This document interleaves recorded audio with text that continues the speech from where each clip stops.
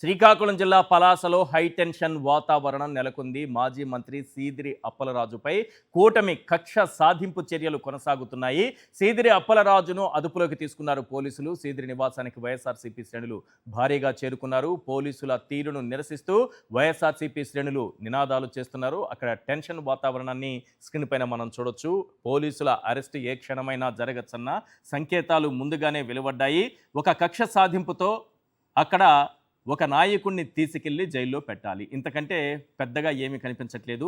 మాజీ మంత్రి సీదిరి అప్పలరాజు పైన కూటమి ప్రభుత్వం కక్ష సాధింపులకు దిగింది. కొద్దిసేపటి క్రితమే పోలీసులు ఆయనను అదుపులోకి తీసుకున్నారు. ఈ సందర్భంగా వైఎస్ఆర్సీపీ శ్రేణులు నిరసన వ్యక్తం చేశారు. అక్కడ హైటెన్షన్ వాతావరణం నెలకొంది. అసలు అక్కడ జరిగినటువంటి ప్రమాదం ఏంటి, జరిగినటువంటి కేసేంటి, దానికి సీదిరి అప్పలరాజుకి ఏమైనా సంబంధం ఉందా అంటే కేసుకు సంబంధం లేకపోయినా ఒక కక్ష సాధింపుతో మాజీ మంత్రి సీదిరి అప్పలరాజును పోలీసులు అదుపులోకి తీసుకున్నారు.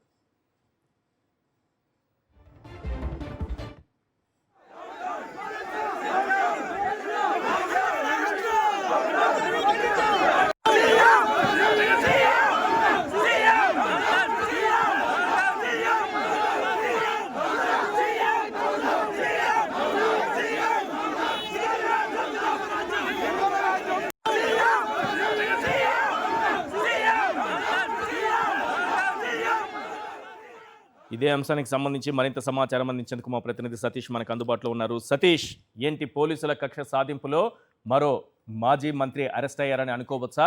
అసలు ఆ కేసుకి ఆయనకి ఏమైనా సంబంధం ఉందా?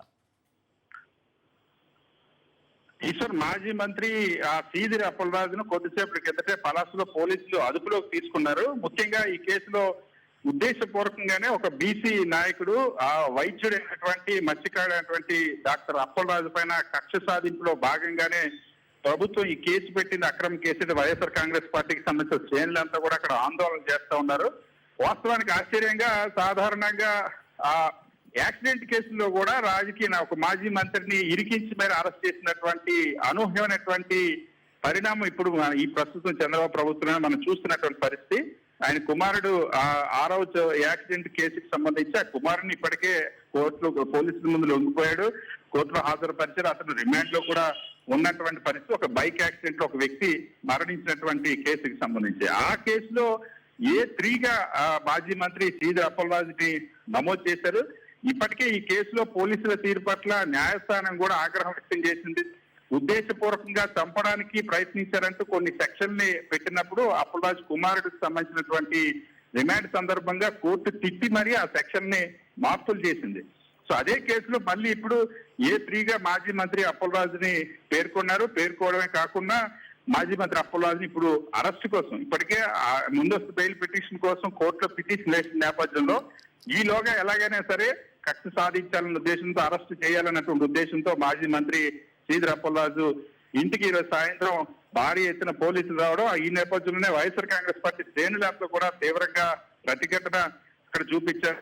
ఇది కేవలం ఉద్దేశపూర్వకంగా మాజీ మంత్రి అప్పలరాజు బలంగా వైఎస్ఆర్ కాంగ్రెస్ పార్టీ తరఫున ఉంటారు కాబట్టి సో వైఎస్ఆర్ కాంగ్రెస్ పార్టీకి సంబంధించిన నాయకులందరిపైన ఏదో ఒక అక్రమ కేసు పెట్టి జైలుకి పంపి కక్ష సాధించాలి రెడ్ బుక్ పేరుతో అనేది వాళ్ళ ఉద్దేశంగా కనిపిస్తుంది. ఇక్కడ మాజీ మంత్రి అప్పలరాజు సాధారణంగా ఎక్కడైనా కొడుకు యాక్సిడెంట్ చేస్తే తండ్రిని అరెస్ట్ చేసినటువంటి నేపథ్యం ఇప్పటి వరకు బహుశా భారతదేశంలో ఏ ఒక్క యాక్సిడెంట్ కేసులో కూడా నమోదైనటువంటి దాఖలాలు. కానీ ఇక్కడ మాత్రం కుమారుడు యాక్సిడెంట్ చేశాడని అప్పటికే ఆ కుమారుడు అరెస్ట్ అయ్యి అతను రిమాండ్ లో ఉన్న తర్వాత కూడా తండ్రి పైన ఉద్దేశపూర్వకంగా కేసు నమోదు చేసి అరెస్ట్ చేసినటువంటి పరిస్థితి. ప్రస్తుతం పలాసలో టెన్షన్ వాతావరణం నెలకొంది. కాశీబుగ్గ పోలీసులు మాజీ మంత్రి సీదిరి అప్పలరాజును అదుపులోకి తీసుకున్నారు. అక్కడ అప్పలరాజు నివాసం దగ్గర కూడా పెద్ద ఎత్తున కార్యకర్తలు ఆందోళన చేస్తూ ఉన్నారు. పోలీస్ స్టేషన్ వరకు కూడా వెళ్లేటువంటి పరిస్థితి కనిపిస్తుంది. అక్కడ వందలాది మంది వైఎస్ఆర్ కాంగ్రెస్ పార్టీ కార్యకర్తలంతా కూడా అప్పలరాజుని అక్రమ అరెస్టు నిరసిస్తూ ఆందోళన చేస్తున్నటువంటి పరిస్థితి ఉంది.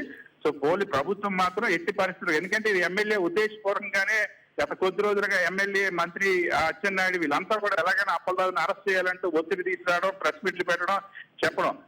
కేసుల్లో ఆశ్చర్యంగా యాక్సిడెంట్ కేసుల్లో కూడా తండ్రి కొడుకు ఒక యాక్సిడెంట్ చేస్తే తండ్రిని కూడా అరెస్ట్ చేయడం అన్నది బహుశా ఎక్కడ జరగదు. దానికి తోడు ఒక రోడ్ యాక్సిడెంట్ కేసుని మర్డర్ కేసుగా చిత్రీకరించే ప్రయత్నం చేయడం అన్నది అది ప్రభుత్వం పోలీసులు కలిసి ఇటువంటి దుర్మార్గాలు కూడా జరుగుతాయి ఎక్కడైనా?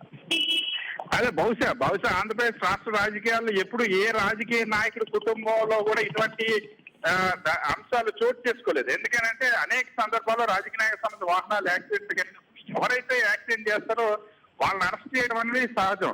కానీ ఇక్కడ ఏంటంటే అప్పటికే మంత్రి అప్పలరాజు వెళ్ళి ఆయన కుమారుని కూడా పోలీస్ స్టేషన్ సరెండర్ చేసిన తర్వాత ఆయన అరెస్ట్ అయ్యి రిమాండ్ లో ఉన్న తర్వాత కూడా మాజీ మంత్రి అప్పలరాజు ప్రోత్సహించారు ఆ యాక్సిడెంట్ కని, సాక్ష్యాలు తారుమారు చేసి ప్రయత్నం చేశారని ఇష్టానుసారంగా సెక్షన్లో జోడించి ఉద్దేశపూర్వకంగా మాజీ మంత్రి పైన కేసు నమోదు చేయాలన్నటువంటి ఒక లక్ష్యంతో గతంలో నారా లోకేష్ పైన విమర్శలు చేశారని, చంద్రబాబు పైన విమర్శలు చేశారని మధ్యంతా కొన్ని వీడియోలు కూడా ఉద్దేశపూర్వకంగానే చెప్పడం. సో ఒక ప్రీ ప్లాన్డ్ గా మాజీ మంత్రి అప్పలరాజుని ఈ కేసులో ఇరికించారు.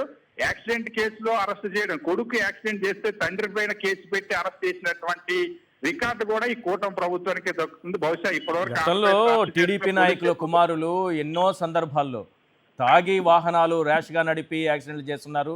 అనుకోకుండా ప్రమాదం జరిగిన సందర్భాలు ఉన్నాయి. ఒక్కోసారి ప్రమాదం అనేది అనుకోకుండానే జరుగుతుంది, అదే దాన్నే ప్రమాదం అంటాం మనం. కానీ అటువంటి సందర్భాల్లో యాక్సిడెంట్ కేసే నమోదు చేస్తారు. కానీ ఆ రోజు ఎప్పుడు ఇంతమంది టీడీపీ నాయకుల కుమారులు ఏవైనా యాక్సిడెంట్ కేసులు ఏవైనా ఉన్నా ఏ రోజు ఆ ప్రభుత్వం అలా వ్యవహరించలేదే. కానీ ఇంత దుర్మార్గం ఏంటి? ఒక యాక్సిడెంట్ కేసుని మర్డర్ కేసుగా చిత్రీకరించాలనే తాపత్రయం. హైకోర్టు ఏమంది, కోర్టు ఏమంది ఈ విషయం పైన? ఈ కేసులో చాలా స్పష్టంగా కొద్ది రోజుల కిందట అప్పలరాజు కుమార్ని రిమాండ్ కి పెట్టినప్పుడు, రిమాండ్ కోసం కోర్టులో ప్రవేశపెట్టినప్పుడు అందులో సెక్షన్ 105 ఏదైతే ఉద్దేశపూర్వకంగా హత్య చేయాలని ప్రయత్నించారంటూ కొన్ని సెక్షన్లు జోడించారు. సో ఉద్దేశపూర్వకంగానే బండితో గుర్తించి ఆ వ్యక్తిని చంపే ప్రయత్నం చేశారన్నటువంటి సెక్షన్, అంటే కేసు తీవ్రతను పెంచడం కోసం, అప్పలరాజుని ఇరికించడం కోసం ఆ రోజు ఈ సెక్షన్ ని జోడించినటువంటి పరిస్థితి. సో అది కోర్టు సెక్షన్లు మార్చిన తర్వాత కూడా ఇప్పుడు సాక్ష్యాలు తారుమారు చేసేసారంటూ ఏదైతే హత్య కేసుగా ముందు నమోదు చేసేటువంటి ప్రయత్నం చేశారో ఆ సెక్షన్లు కోర్టు కొట్టేసరికి సాక్ష్యాలు తారుమారు చేశారంటే కొన్ని సెక్షన్లు జోడించి మాజీ మంత్రి అప్పలరాజుని ఎలాగైనా ఈ కేసు ఫ్రేమ్ లోకి తీసుకురావాలి, ఎలాగైనా అరెస్ట్ చేయాలన్నటువంటి దురుద్దేశం చాలా స్పష్టంగా ముందు నుండి ఉంది, ప్రీ ప్లాన్డ్ గా ఉంది. సో ఈ కేసులో ఆ సెక్షన్లు పెట్టడానికి మళ్ళీ ఎవరైనా వెనకాడతారేమో ముందు కాశీపోకి సిఐని కూడా బదిలీ చేశారు.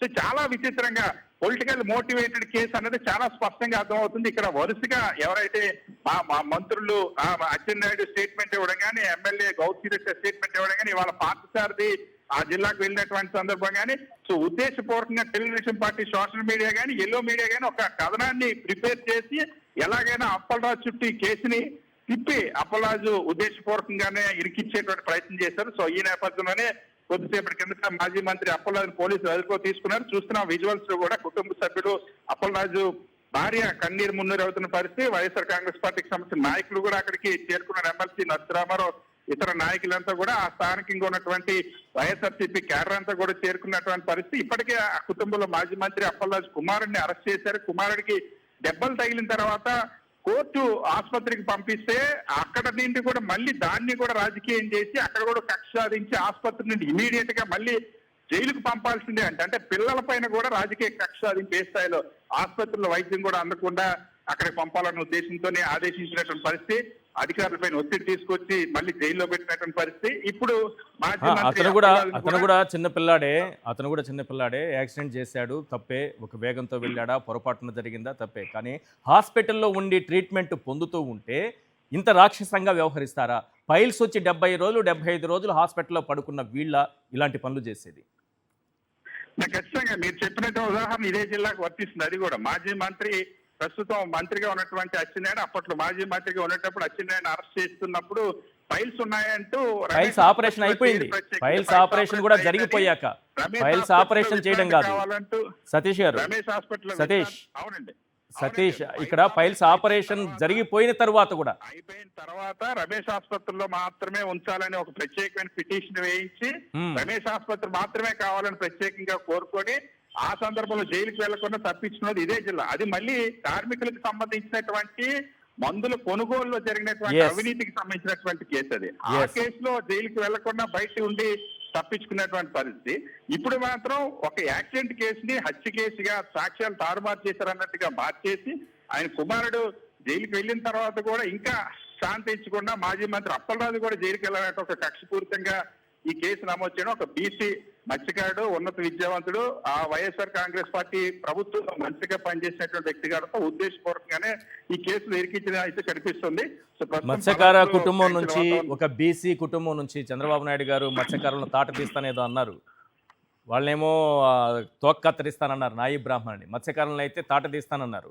అటువంటి మత్స్యకారుల కుటుంబాన్ని, బాగా వెనుకబడినటువంటి మత్స్యకార కుటుంబం నుంచి ఒక డాక్టర్గా ఎదిగి, ఒక రాజకీయ నాయకుడిగా ఎదిగి, ఒక మంత్రిగా ఎదిగి, ఇన్ని రకాలుగా ఒక గొప్ప స్థితికి ఎదిగినటువంటి ఒక వ్యక్తిని ఏదో ఒక అక్రమ కేసులో ఇరికించి ఒక బీసీ నాయకుడిని జైలుకు పంపాలనే కుట్రని ఎట్లా చూడాలి? చాలా స్పష్టంగా ఇది ఉద్దేశపూర్వకంగా, ఎందుకంటే చాలా రోజుల నుండి అక్కడ ఉన్నటువంటి ఎమ్మెల్యే గౌతు శిరీష, అదే విధంగా ఆ జిల్లాకు సంబంధించినటువంటి మంత్రి అచ్చెన్నాయుడు ఆ తెలుగుదేశం పార్టీని విమర్శలు చేస్తారు, గట్టిగా ఘాటుగా స్పందిస్తారంటే ఒక లక్ష్యం. ఎందుకంటే ఎవరు ప్రశ్నించే గొంతుకులున్నా, ఎవరు బలంగా మాట్లాడే గొంతుకులున్నా, ఎవరు తెలుగుదేశం పార్టీ అవినీతిని నిలదీసినా ఆ గొంతులు మోయించడమే పనిగా పెట్టుకున్నటువంటి ప్రభుత్వం.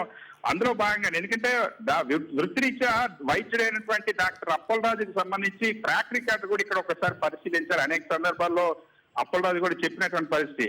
ఇప్పుడున్నటువంటి ముఖ్యమంత్రి చంద్రబాబు నాయుడు అప్పలరాజుకి గతంలో గోల్డ్ మెడల్ ప్రదానం చేసినటువంటి పరిస్థితి. ఆంధ్ర మెడికల్ కాలేజీలో ర్యాంకర్ గానే కాదు, అసోసియేట్ ప్రొఫెసర్ గా కూడా పనిచేసినటువంటి, సో వైద్యుడే కాదు, విద్యను నేర్పేటువంటి అధ్యాపకుడిగా కూడా పనిచేసినటువంటి ట్రాక్ రికార్డు ఉంది. సో అటువంటి వ్యక్తి కిడ్నీ సమస్యను వెలుగులోకి తీసినప్పుడు, వైఎస్ జగన్మోహన్ రెడ్డి కిడ్నీ సమస్య కోసం పోరాటం చేసినప్పుడు రాజకీయాల్లోకి వైఎస్ జగన్మోహన్ రెడ్డి ఒక వైద్యుడు ఉండాలి, వెనుకబడిన ప్రాంతం నుండి, ఉద్దానం ప్రాంతం నుండి ఇక్కడ సమస్యను తెలిసినటువంటి వైద్యుడిని రాజకీయాలకు తేవాలనే ఉద్దేశంతో అప్పలరాజు తీసుకొచ్చినటువంటి పరిస్థితి. అంత ట్రాక్ రికార్డు ఉన్నటువంటి అప్పలరాజు పట్ల ఇప్పుడు ఉద్దేశపూర్వకంగానే శ్రీకాకుళం లాంటి జిల్లాలో బలంగా వినిపించేటువంటి గొంతులన్నింటినీ కూడా నొక్కాలన్నటువంటి ఒక టార్గెట్ చాలా స్పష్టంగా కనిపిస్తుంది. అందుకోసమే మాజీ మంత్రి అప్పలరాజు పైన ఈ కేసు పెట్టారనేది చాలా క్రిస్టల్ క్లియర్ గా అర్థమవుతుంది. ప్రస్తుతం పోలీసులు వైఎస్ఆర్ కాంగ్రెస్ పార్టీ కార్యకర్తలంతా కూడా అడ్డుకునే ప్రయత్నం చేశారు. ఇప్పటికే వైఎస్ఆర్ కాంగ్రెస్ పార్టీ శ్రేణులు కూడా దీన్ని ఖండించాయి. వైఎస్ జగన్మోహన్ రెడ్డి కూడా కొద్ది రోజుల కిందట విశాఖ వెళ్ళినప్పుడే ఏ విధంగా కుట్ర చేశారు అప్పలరాజు పైన అంశాన్ని కూడా వివరించారు. రైట్ సతీష్, మీరు లైన్లోనే ఉండండి. ఒక్కసారి సీదిరి అప్పలరాజు గారు ఏం మాట్లాడారో